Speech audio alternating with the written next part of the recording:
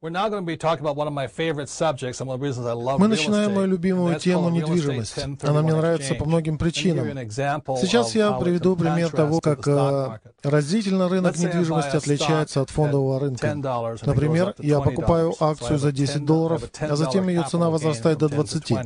Следовательно, прибыль будет $10. Но мне достается не вся сумма. Сегодня налог на такого рода прибыль составляет около 35%, если я продаю акцию, и 15%, если я ее покупаю. Не скажу, что недвижимость полностью лишена налогообложения. Но дела здесь обстоят по-иному. Допустим, я покупаю какую-то недвижимость за $100 000. За пару лет ее цена поднимается до $300 000.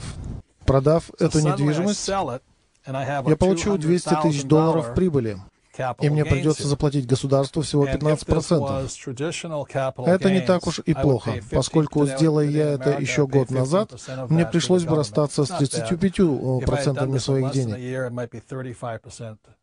Но вся прелесть недвижимости заключается в том, что я могу заключить сделку о продаже через агентство по недвижимости.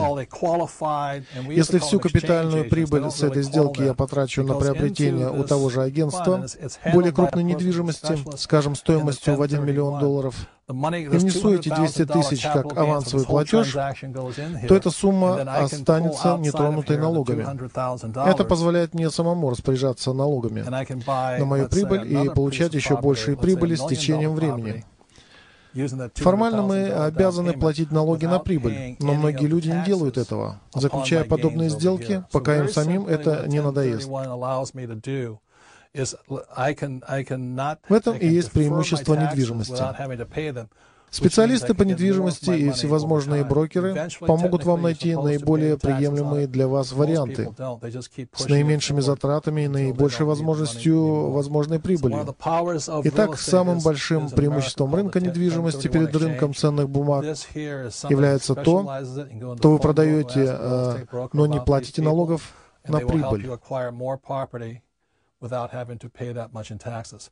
And so that's one of the advantages of real estate over paper assets such as stocks, bonds, and mutual funds. You can actually sell, but not have to pay the taxes.